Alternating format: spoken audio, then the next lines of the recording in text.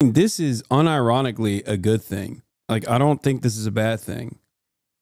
I mean, I don't think he has any capacity to enforce this, but I'm not going to shit on this part of it. Does he have the power? No, but he has the flex. He has the threats. But this is very exciting. So we're signing an executive order today that's going to lead to tremendous growth in the automobile industry. And what we're going to be doing is a 25% tariff on all cars that are not made in the United States. If they're made in the United States, there's absolutely no tariff.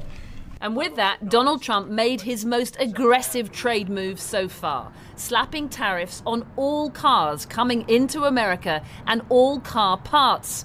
A move that will significantly raise the cost of vehicles being imported to the US from around the world. But also, whether he realizes it or not, will hike the price of cars made in America by American car makers too. Right now, a car would be made here, sent to Canada, sent to Mexico, sent all over the place. It's ridiculous. He's right. The supply chain for car manufacturing is among the most intertwined in the world.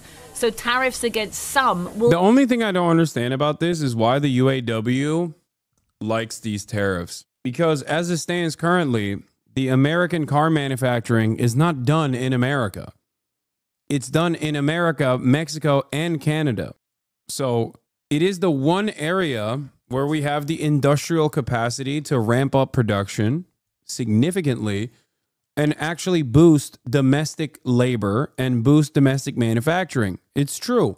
It's one of the only industries we have aside from baby machines. So as I've said before, I'm not anti-tariff across the board. I'm not unconditionally anti-tariff. I think trade protectionism, especially as in an effort to boost domestic manufacturing, can be valuable. Having said that, I don't know what their plans are, especially in terms of like all the other parts of the cars that are being made in Mexico and Canada. But in the interim, prices will definitely go up. Ford truck is also a baby killing machine. Okay, that's different. Will hurt them all, as the markets made immediately clear. Japan's Toyota. In Europe, we're looking at Mercedes-Benz and Porsche shares down by around 3 to 4%. The biggest auto mover, though, at this hour is General Motors, down nearly 9%. Donald Trump's rationale is that the rest of the world has been ripping America off for decades, and trade deals, particularly in the auto sector, have decimated US manufacturing and jobs. Now he wants to and he's trying to use tariffs to force car makers to do their manufacturing here. Now that may well work in the long term, but in the short term, car prices for US consumers will rise, demand will likely fall, and thousands of US jobs could be lost again. Prices on autos are just going to rise across the globe, really, which is pretty tough because when you think about every country right now, everyone's facing higher cost of living. Everything has gotten more expensive, and cars are such a big budget item for many people. So having to absorb these increased costs is really hitting a hard time for all consumers across the world. So who stands to be the hardest hit? Well, by far it's Mexico, given the US imports nearly $80 billion worth of vehicles from its southern neighbor. Why does chat keep spamming cum? What the fuck's going on? Followed by Japan, worth nearly $40 billion, then South Korea and Canada, with over $30 billion worth. In Europe, the US imports most cars from Germany, almost $25 billion worth, and imports from the UK, while smaller, are still worth more than $8 billion. You know, this will hurt us. Canada's Prime Minister was visiting a bridge that connects his country to the US and is a key trading hub when news of Trump's tariffs hit. And this is a direct attack, to be clear, a direct attack on the very workers that I stood in front of at the Ambassador Bridge, a bridge that is a symbol of the tight ties between our two countries' ties. Their audio is busted. Canada has already been taken down with these tariffs, dude. Canada, United States, Mexico equals cum. Oh. Are in the process of being broken. Broken ties, he says, because don't forget, Canada has also been clobbered by Trump's tariffs on steel and aluminium imports, as has Mexico, whose president sounded defiant today. We have to defend the jobs created in Mexico and defend Mexican companies too. Of course, within the Mexico-US-Canada trade agreement, there should be no tariffs. That is the essence of the trade agreement. Si ça devait advenir, je le regretterais. If this has to happen, I will regret it. And of course, the Europeans will protect themselves by reciprocating. Perhaps anticipating a wave of retaliation, President Trump took to social media in the early hours that if the European Union works with Canada to do economic harm to the USA, large-scale tariffs, far larger than currently planned, will be placed on them both to protect the best friend that each of those two countries ever had. Car tariffs today, another round of reciprocal tariffs next week. With best friends like that, who needs enemies? Well, the Office for Budget Responsibility estimated that a full-scale trade could wipe out all the £9.9 billion of headroom the Chancellor bought herself with the spending cuts she announced yesterday.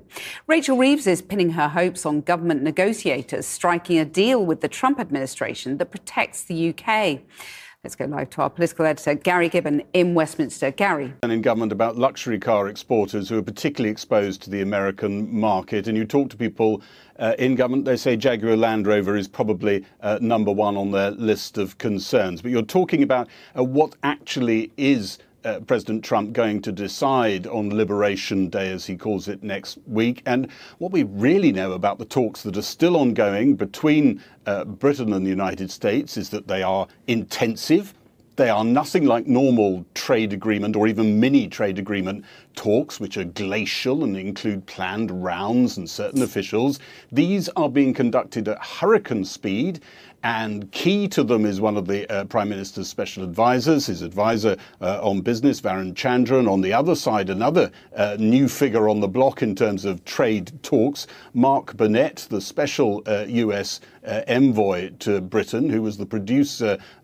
Trump, U.S. automakers not to raise prices in response to tariffs, Wall Street Journal, so much for the free market.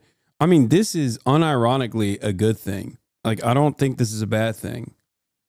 I mean, I don't think he has any capacity to enforce this, but I'm not going to shit on this part of it. Does he have the power? No, but he has the flex. He has the threats. Biden did this too with gas, though, and was shit on him for at the time. Wait, what? I didn't shit on Biden for saying he wants to keep gas prices low. What? No. I literally kept repeating that the oil and gas industry did not respond to Biden. Oh, you shit on him for saying it instead of doing it. Oh, okay. Yes. No, I'm saying the same thing. I think that like the industry will not comply. Having said that, Trump is an insane person, so maybe they will somehow comply. Who knows? But yeah. No, I'm saying the same thing that I say with Biden. It's not a bad thing. It's an appropriate measure to take. But we shall see. We shall see if obviously, we shall see if they actually follow through on this.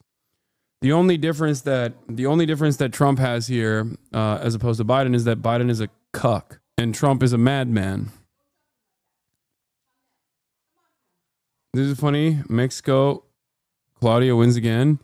Oh yeah, I saw this earlier. Yeah, I love Claudia, my queen. White House documents obtained by WAPO lays out first wave of personnel reductions across agencies. 30% from Commerce.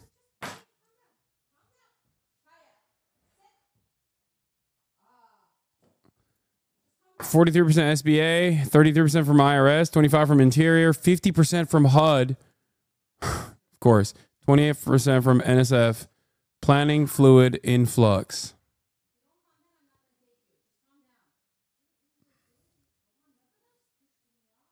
Doro. Okay. Bottom on the bottom.